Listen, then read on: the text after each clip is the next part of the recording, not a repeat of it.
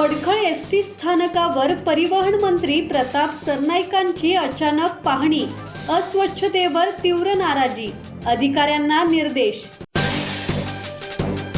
कोकण दौऱ्यावर असताना परिवहन मंत्री प्रताप सरनाईक यांनी वडखळ येथील एसटी स्थानकाला अचानक भेट देत सुविधा, स्वच्छता आणि प्रवासी व्यवस्थेची सविस्तर पाहणी केली।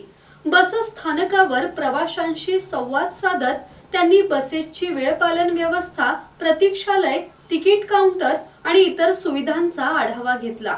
विशेषतः प्रसाधन गृहांच्या अस्वच्छतेबाबत नाराजी व्यक्त करत संबंधित अधिकाऱ्यांना तातडीने सुधारणा करण्याच्या आणि स्वच्छतेबाबत नियमित दक्षता घेण्याच्या सूचना दिल्या।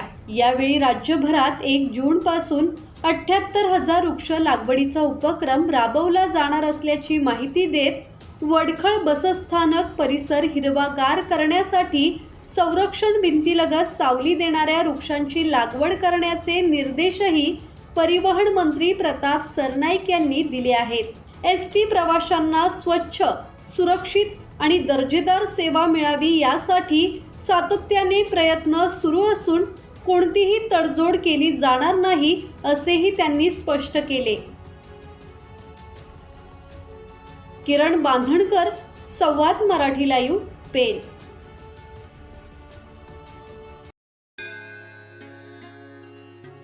श्री गणपती संस्थान महड, तालुका खालापूर, जिल्हा रायगड।